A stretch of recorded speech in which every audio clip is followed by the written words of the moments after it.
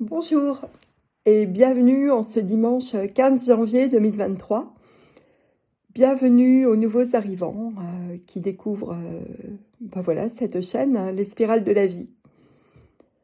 Aujourd'hui, je souhaite vous parler de l'importance, vraiment la très haute importance de rester centré dans votre cœur, d'être connecté à votre cœur.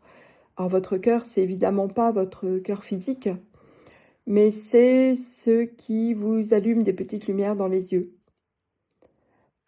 Hier, je partageais un live avec quelques auditeurs et le thème qui a été abordé était le lâcher-prise.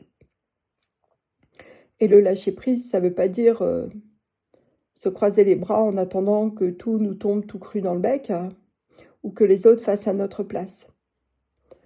Non. Lâcher prise, c'est revenir à soi. Lâcher prise, c'est mettre en priorité ce qui nous fait vibrer, ce qui fait palpiter notre cœur, ce qui nous donne envie d'aller vers quoi que ce soit. Et ce qui est fondamental, c'est de garder cette première impression avant que d'éventuelles peurs viennent interférer avec des oui, mais. Voilà, c'est le premier élan qui est juste. C'est celui-ci qu'il est important de suivre. Si vous suivez l'élan de votre cœur, vous ne pouvez pas vous tromper. C'est pas possible. Et alors, on peut lâcher prise. C'est-à-dire qu'une fois qu'on a fait certaines démarches pour aller dans le sens où l'on a envie d'aller, eh bien, c'est comme si on met une bouteille à la mer. Hein. On ne sait pas où est-ce qu'elle va arriver. Par contre, on sait qu'on l'a mise à la mer. Et là, bah oui, la bouteille peut être ballottée par les flots, peut arriver à une destination qui n'était pas prévue, peut éventuellement retourner à son point de départ, mais même si elle retourne à son point de départ, elle aura vécu des expériences, cette bouteille, et elle ne sera pas dans sa forme initiale quand elle reviendra au point de départ. Et j'ai fait allusion à cela dans une capsule qui s'appelle « Le chemin » récemment. Donc, cela signifie qu'à partir du moment où on suit l'élan de notre cœur, on ne peut pas se tromper. Ça ne veut rien dire se tromper. Ce sont des expériences. Et ce qui est important, c'est de suivre l'élan intérieur, notre petite voix, celle qui était très très présente quand nous étions des enfants. J'ai envie de dire, ce qui est important, c'est de retourner à son cœur d'enfant.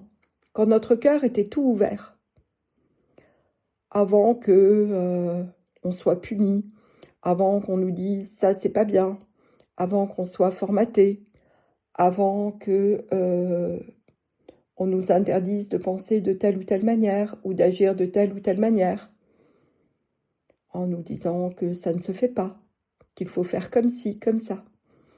Essayez de retourner le plus loin possible quand votre cœur était tout ouvert et à vos rêves d'alors. Je dirais que quand on a 3-4 ans, notre cœur est tout ouvert. Et tout est possible. Et on y croit. Et c'est juste.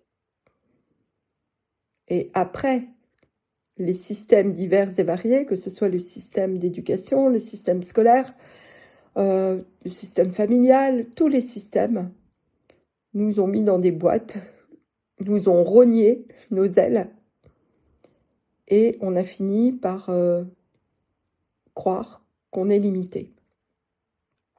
Or, il n'en est rien. Et c'est ça le passage de la 3e dimension de conscience à la 5e dimension de conscience. Elle passe par la 4e, Et la quatrième, on est dedans, c'est sûr. En tout cas, les personnes qui m'écoutent sont dedans.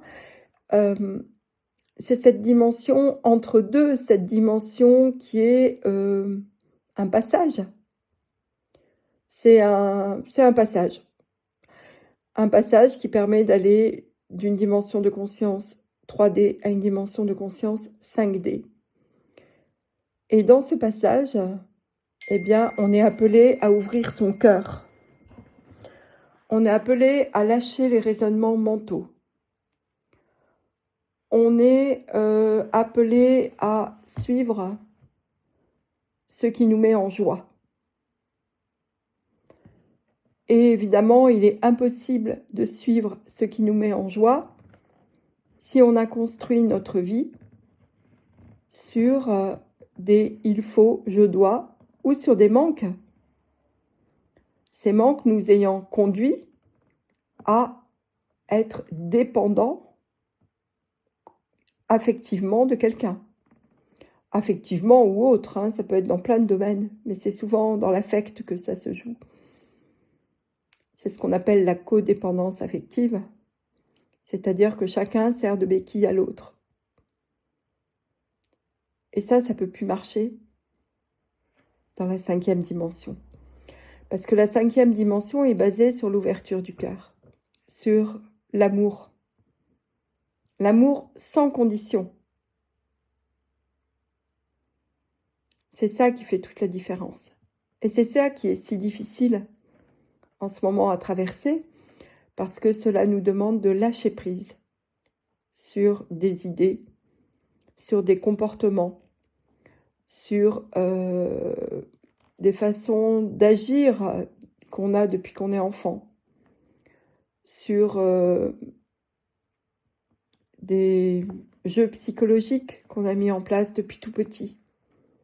Cela demande d'être conscient de la manière dont notre persona, notre personnalité, notre apparence s'est construite. Et en devenant conscient, à ce moment-là, on peut décider d'entrer en nous profondément et de devenir conscient des mécanismes que nous avons mis en place pour nous protéger, mais qui en fait ne nous protègent pas du tout. Ils nous empêchent d'être qui nous sommes. Et qui nous sommes, eh bien nous sommes des êtres galactiques. Nous ne sommes pas originaires de la Terre. Nous sommes venus sur la Terre. La Terre est une planète qui nous permet d'emmagasiner des expériences. Et ces expériences, nous les ramènerons avec nous quand nous quitterons ce plan. Et il était moins une pour que nous soyons tous transformés en robots. En tout cas, c'était bien parti pour. Nous avons reçu beaucoup d'aide à plusieurs reprises. Et la Terre et ses habitants ont frôlé la catastrophe à plusieurs reprises, et de façon récente. Si nous recevons cette aide d'autres êtres, c'est aussi parce que ces autres êtres font partie de notre famille. Je ne parle pas de notre famille terrestre, je parle de la famille de nos origines. Et que, comme nous sommes tous interreliés, eh bien, quand certains avancent, les autres avancent aussi. Et quand une civilisation se dégrade et involue, alors elle entraîne avec elle d'autres civilisations, ou alors elle crée une scission.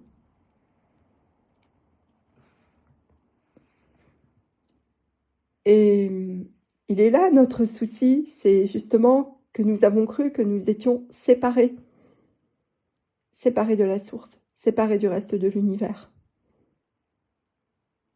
Et alors en nous, il y a toujours une quête fondamentale d'être rassuré, d'être pris en charge.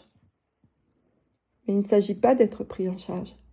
Il s'agit de se rappeler que ce fil d'Ariane existe toujours et que nous ne sommes pas abandonnés et que nous n'avons pas besoin de nous comporter comme quelqu'un qui a tellement besoin d'aide qu'il serait dépendant de quelqu'un d'autre et qu'il donnerait son pouvoir à quelqu'un d'autre. C'est fini ça. Et c'est bien ce à quoi nous sommes confrontés actuellement, c'est que pour évoluer, nous passons automatiquement par des confrontations avec les comportements de compensation que nous avons mis en place. Et ces comportements cachent des blessures. Et ces blessures, en ce moment, nous sont présentées en face, pour qu'on les regarde en face. Et c'est ça, mettre la lumière sur l'ombre. C'est regarder en face et traverser. Et s'aimer tel qu'on est, sans jugement. Aimer toutes les parties de soi. Aimer toutes les expériences que nous avons faites. Pas seulement celles qui nous paraissent être belles, mais également les expériences que nous avons faites qui n'étaient pas forcément dans l'amour de l'autre. Parce que nous avons servi les deux côtés, l'ombre et la lumière, même si aujourd'hui nous choisissons la lumière. Les deux vont ensemble. Ce sont les deux faces d'une même pièce. L'un n'existe pas sans l'autre. C'est tout cela que nous avons à comprendre, et c'est cela qui est en train d'être transmuté. Et pour le transmuter, comme je le disais tout à l'heure, il est tellement important de se rappeler de nos rêves d'enfant. Vraiment, quand on voyait, pour certains, d'autres dimensions, quand il n'y avait pas de séparation entre nous et les animaux, ou entre nous et des personnes différentes, quand on s'inventait des histoires auxquelles on croyait, et aussi quand on avait le cœur tellement ouvert que la première fois que on nous a dit non, ce n'est pas possible, alors on a cru que la vie s'arrêtait et qu'on s'est senti enfermé et réduit. Voilà, aujourd'hui il s'agit de désapprendre. Et pour cela, automatiquement on a des choix à faire. Et actuellement, nous sommes nombreux à être confrontés à des choix. Et il n'y a que nous qui pouvons faire ces choix. Personne ne peut les faire à notre place. Et c'est aussi ça, retourner à l'intérieur. Cela veut dire entrer en soi, voir ce qui est important, voir ce qui est fondamental, voir ce qui a toujours été primordial pour nous, même si de temps en temps nous l'avons mis entre parenthèses. Et y aller, foncer vers cela. Personne ne viendra nous sauver.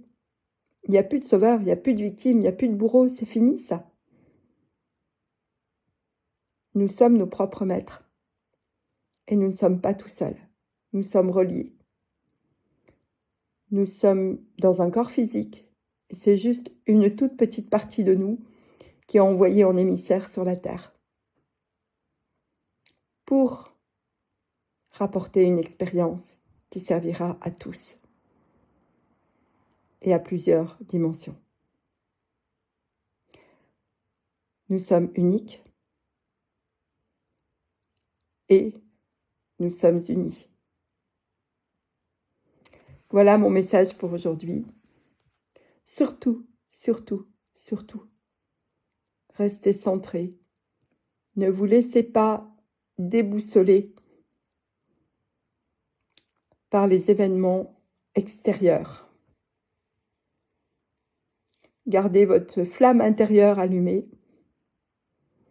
Et je vous souhaite le meilleur. Je vous dis à bientôt. Au revoir.